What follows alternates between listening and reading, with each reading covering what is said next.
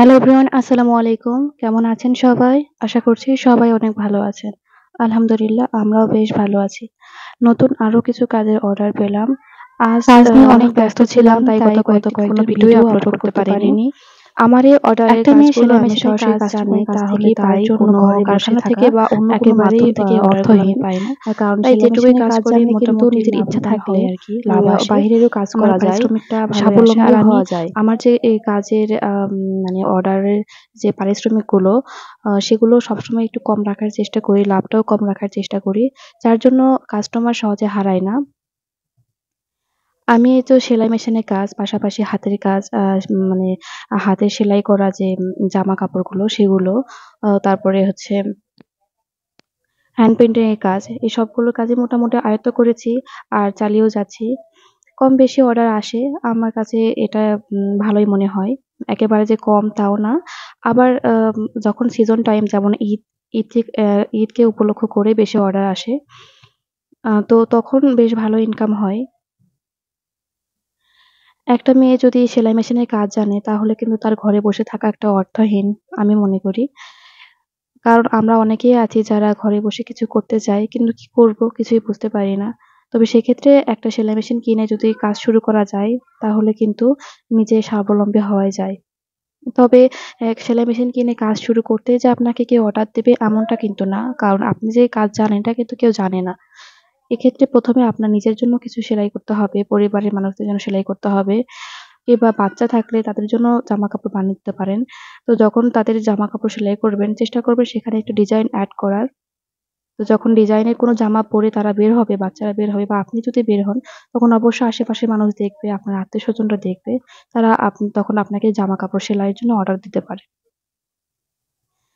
তাদের একজনের যখন কাপড় আপনি সেলাই করবেন, তারপরে তারা আবার আরেকজনকে বলবে। এভাবেই কিন্তু অর্ডার আসতেই থাকবে। আমার যিনি কাস্টমার এই জামাটা সেলাই করতে দিয়েছিলেন, তিনি মানে সিম্পল চেয়েছিলেন, কোনো ডিজাইন চাননি। হাফ হাতা একটা জামা চেয়েছিলেন। তো আমি ভাবলাম যে হাতার কাটিং এবং সেলাইটা আপনাদের সঙ্গে শেয়ার করি। হাতা কিভাবে জামার সঙ্গে অ্যাটাচড করতে হয় এটার ভিডিও তো অনেকেই অনেকভাবে দেখেছেন। তবে আমি চেষ্টা করব একটু সহজভাবে আপনাদের সঙ্গে শেয়ার করার। ১ম এই তো গলার কাজটা করে নিয়েছি। কারণ জামা সেলাইয়ের ক্ষেত্রে আগে গলার কাজটা করে নেওয়াটাই উত্তম। গলার কাজ পরে কখনো সেলাই করা যায় না। আগে সেলাই করে নিতে হয়। তবে আমি এখানে কোনো পেস্টিং পেপার ইউজ করিনি। সিম্পল যেহেতু গলা তাই আর পেস্টিং পেপার ইউজ করতে হয়নি। যদি ডিজাইন এড করতাম তাহলে অবশ্যই পেস্টিং পেপার ইউজ করতেই হতো। আর সেলাই মেশিনে যখন সেলাই করব তখন আ হচ্ছে সুতি কাপড় দিয়ে যদি সেলাই করা হয় সেটা কিন্তু অনেকটাই ইজি হয়ে যায় এবং খুব দ্রুতই সেলাই হয়। আমার কাছে এরকম একটা জামা সেলাই করতে সর্বোচ্চ ১ ঘন্টা টাইম লাগে। আর আমার সেলাই মেশিনে কোনো নেই, মানে মোটর সেট করা নেই। যার জন্য পায়ের সাহায্যে সেলাই করতে হয়। তাই ১ ঘন্টাই লেগে যায়।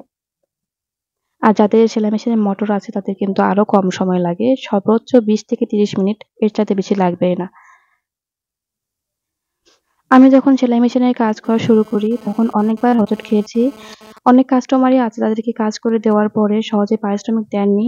কেউ আবার না দিয়েই চলে গেছেন, পাইনি আমি পারিশ্রমিক।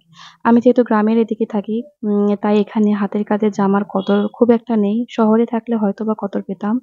তাই হাতের কাজেও অনেকবার ব্যাফল হয়েছি। কিন্তু তাই বলে আমি কাজটা ছেড়ে দেইনি। কাজটা ধরে রেখেছি। হয়তোবা এজন্যই একদিন না একদিন সফল হব ইনশাআল্লাহ। আল্লাহ চাইলে অবশ্যই সবকিছুই সম্ভব।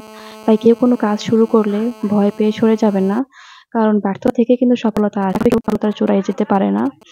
সবার সফলতার পেছনে কিন্তু একটা ব্যর্থতার গল্প থেকেই যায়। তাই আমার ক্ষেত্রেও এমনটাই হয়েছে। তবে আমি এতে কোনো মানে আ আপোস করিনি বা মন খারাপ করে বসে থাকিনি যে হচ্ছে না আমি এই কাজটা করবোই না আর। কাজ আমি চালিয়ে গেছি। এই তো হাতা এখন সেট করব। তো আমি হাতা সেট করার জন্য ১ম এ মাঝখান থেকেই সেলাই শুরু করব।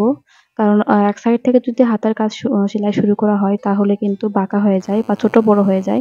মাঝখান থেকে সেলাই করলে এটা কিন্তু ছোট বড় হওয়ার ভয় থাকে না। আর মাঝখান থেকে এক পাশে সেলাই হওয়ার পরে আবারও সেই সেম ভাবেই মাঝখান থেকে আরেক পাশেও সেলাইটা করে নিতে হবে। তো এভাবে সেলাই করার সময় হাতার যে কাপড়টা এটাকে একটু টেনে ধরবেন। তাহলে দেখবেন ভালোভাবে সেট হবে।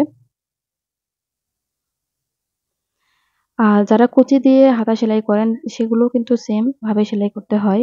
আর আমি চেষ্টা করব সামনের ভিডিওতে কুচি দিয়ে হাতা সেলাইটা আপনাদের সঙ্গে শেয়ার করার।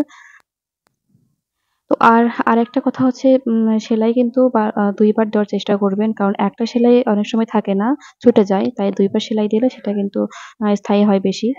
আর যেহেতু এগুলো কাস্টমারের জন্য সেলাই করেছি, তাই একটু ভালোভাবে সেলাই করার চেষ্টা করবেন। কারণ আ উম সেলাই যদি ভালো না হয় তাহলে কিন্তু কাস্টমার হারিয়ে যাবে। আর যদি রিপিট কাস্টমার পেতে চান তাহলে অবশ্যই কাজটাকে ভালো করতে হবে। কাজটাকে ভালোবেসে কাজ করতে হবে। তাহলেই রিপিট কাস্টমার পাবেন। আর ব্যবসার ক্ষেত্রে একটা কাস্টমার যখন বারবার আপনার কাছে আসবে, আপনার কাছ থেকে কাজ করে নিতে চাইবে তাহলে মনে করবেন আপনি সফলতার কাছাকাছি চলে গেছেন। আর যদি কাস্টমার হারিয়ে যায় তাহলে কিন্তু বারবার ব্যর্থই হতে হবে।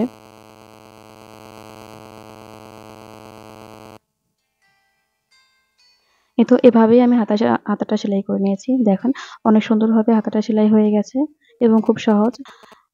আর এভাবে সেলাই করলে চাইলে যখন জামার আর সাইডটা যদি কখনো মানে একটু টাইট হয় বা একটু ঢিল মনে হয় তখন কিন্তু সহজে সেলাই করে নেওয়া যায়। আজকের মতো এখানেই বিদায় নিচ্ছি। সবাই ভালো থাকবেন। আল্লাহ হাফেজ। আসসালামু আলাইকুম।